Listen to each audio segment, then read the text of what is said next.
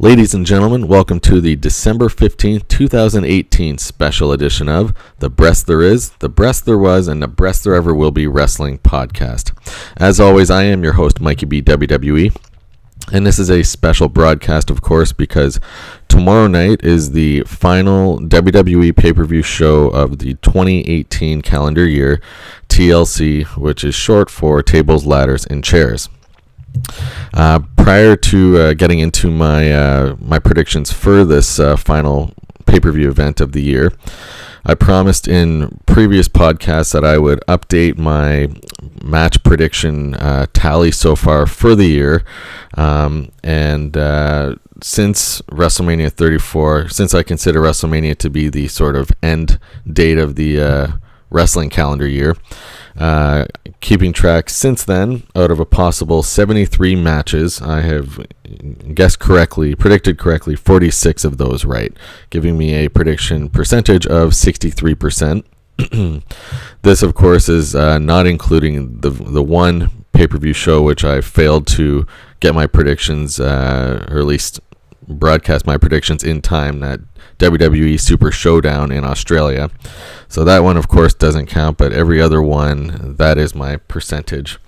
And I must say I've actually done pretty well over the last several months, or pay-per-views rather. I've gotten at least over 50% on every single event, but still my percentage is sitting around 63%. So it's tough, especially when you have disqualifications, no contests, countouts, things like this, which are very, very difficult to predict, also coming into play. But regardless, that's how the cookie crumbles. So for this final event of the year, TLC, at the moment, WWE.com has 12 matches listed for the card. I would certainly imagine that some of these matches will get moved to the kickoff pre-show. And since none of them are stated as such at the moment, I'm going to give my predictions for all 12. And I guess when I am tallying my winning percentage, or prediction percentage for the evening, I'm going to just discount whichever matches they decide to include on the kickoff show. So the first of 12 is for the WWE Cruiserweight Championship. It is between champion Buddy Murphy taking on Cedric Alexander. I'm going to have to, after Buddy Murphy had a solid victory at Survivor Series just last month, I'm going to stick with Buddy Murphy retaining his WWE Cruiserweight Championship for this one. The next match, which is the first match related to the TLC, or featuring any of the TLC components, is a tables match featuring Natalya taking on Ruby Riott. I'm sure Ruby Riott's going to have her rest of her Riott squad at ringside helping her out. But you know what? This particular feud has gotten so personal, with the Riott squad attacking Natalya and trying to smear the late Jim the Anvil Neidhart, Natalya's real-life father. So Natalya, I'm quite sure, is going to exact revenge at this event and win this tables match against Ruby Riott. So I have Natalya predicted to win that one. The third match of the night is the first ladder match of the evening. It's Elias taking on Bobby Lashley. This one, there will be a guitar suspended above the ring, and whoever reaches it first will be able to use it against their opponent. And I'm sure that Bobby Lashley's little runt of a sidekick announcer, Leo Rush, will have some involvement here. So even though Elias, they've recently turned him into a babyface because he's just been so popular and over with the crowd in recent months, I'm giving this to Bobby Lashley. He's going to definitely have some help from his little sidekick, Leo Rush, and I think Lashley will wind up winning this particular match. But I certainly anticipate this feud extending a little bit beyond this pay-per-view event. So Bobby Lashley is my selection for that match. The next match is just a singles match with no stipulation involved. It's Finn Balor taking on Drew McIntyre. Drew McIntyre has certainly been one of the most dominant heel characters in the WWE in recent months. I have a feeling that, and he's also been certainly one of the dirtiest players in the heel of all the heels active right now on the roster. I suspect that Drew McIntyre will just to keep his momentum rolling. He will probably win in a very dirty way. Though I should also add, I believe Finn Balor is somebody who he needs to. I think the company definitely is in need of some babyface popular characters, especially on Monday Night Raw. I think big things are coming for Finn Balor in 2019. I think the man, he hasn't had a championship in a while, any championship, and I think he's certainly due to get back his Universal Championship at some point. So, but for this night, I'm thinking Drew McIntyre will win in a very dirty fashion, keeping his heat from the crowd and keeping his heel momentum rolling. So Drew McIntyre's my pick there. The following match, I guess the fifth match of the night, we have a chairs match with Rey Mysterio taking on Randy Orton. Rey Mysterio, they haven't done a whole lot with him since his long-awaited return, and Orton has been certainly one of the dirtiest players in the game in recent years, really, but especially this year. He's been using a lot of dirty measures on different opponents. Having said that, I think Rey Mysterio is going to exact some revenge at this event over Randy Orton. This is a feud which may or may not continue, but I think Rey Mysterio will get the better of Randy Orton on this night. So my pick, to give a little momentum as well to Rey Mysterio, since he has very little since he's been back, I'm choosing Rey Mysterio to be victorious over Randy Orton.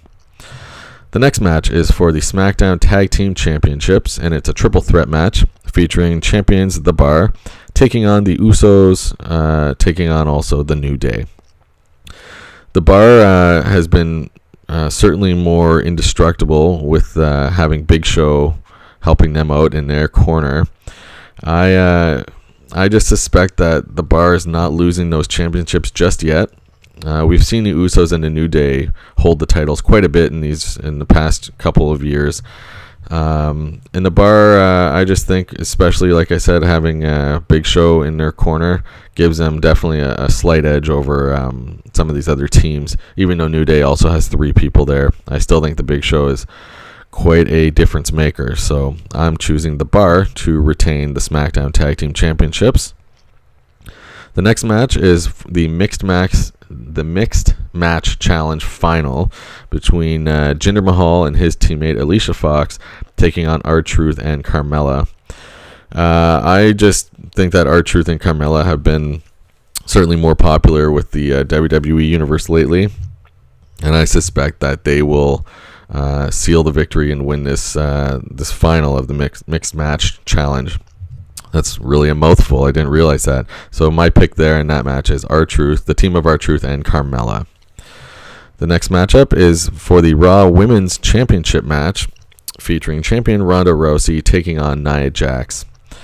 There may not be a hotter heel right now in the whole company than Nia Jax. It's interesting because they had already begun turning Nia Jax this way prior to the notorious now punch against Becky Lynch's face when they had her align with Tamina. But certainly that punch rendering Becky Lynch out of Survivor Series last month has put Nia Jax on a whole new platform for her heel, for her heel status. And with that, and with, of course, having also the quite imposing Tamina at her side, probably ringside, I suspect that Nia Jax is going to win back the Raw Women's Championship here, and Ronda Rousey will lose the title for the first time since she's captured it.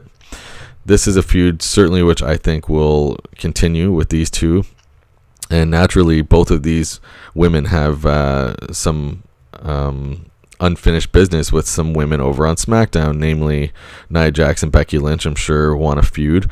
We never did get to see Ronda Rousey versus Becky Lynch, so Becky Lynch really has issues with both of these two competitors, and also Ronda Rousey has some unfinished business with Charlotte Flair from their Survivor Series matchup.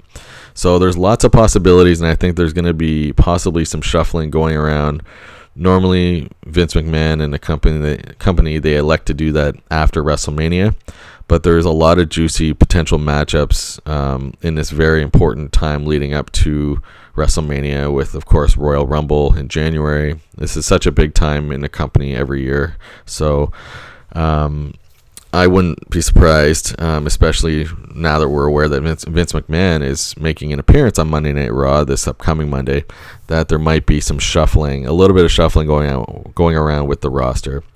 I mean, that's just my thoughts. I could very well be wrong, and that might not take place until the normal time after WrestleMania, but I certainly think in order to maximize potentials for matchups, I think that would make a lot of sense. So back to this particular match, though, for the Raw Women's Championship tomorrow night.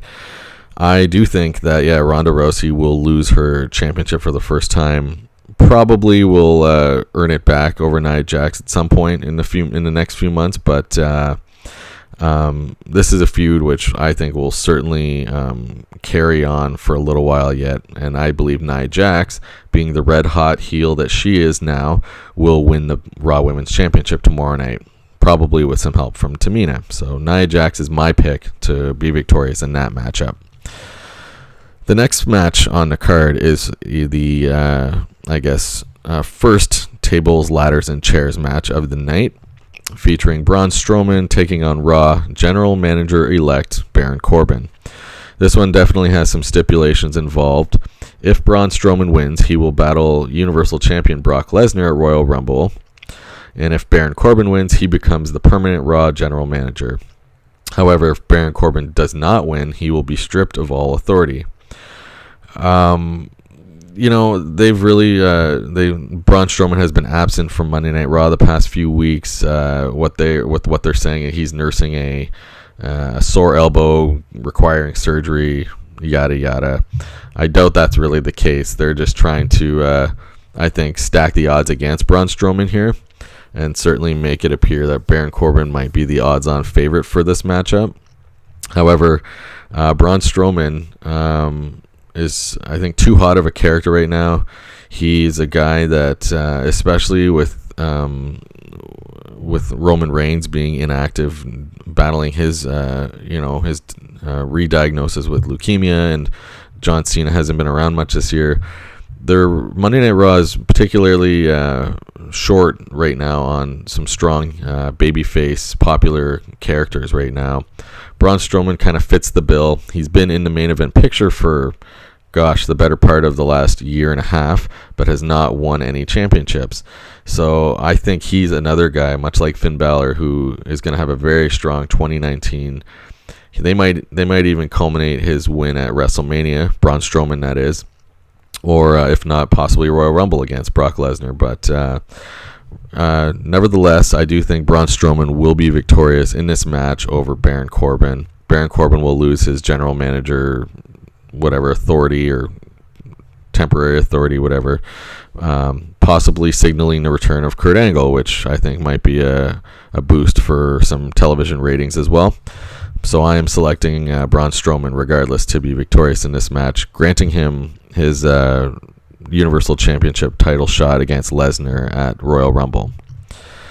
The second TLC match of the night is for the SmackDown Women's Championship, which is a triple threat tables, ladders, and chairs match featuring champion Becky Lynch taking on Charlotte Flair and Asuka.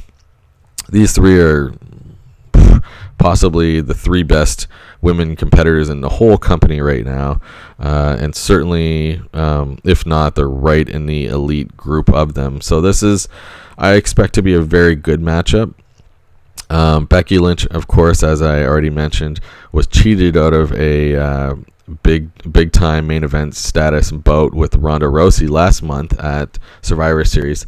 And make no mistake, that was never the plan with Nia Jax hitting her and, causing her concussion, what they said as breaking her face and, breaking her nose and other things. The WWE never wanted that to happen. With Becky Lynch being so popular right now, they were not. I'm sure they were not pleased with Becky Lynch not being able to compete that night. So we haven't been treated to a Becky Lynch championship match in a little while.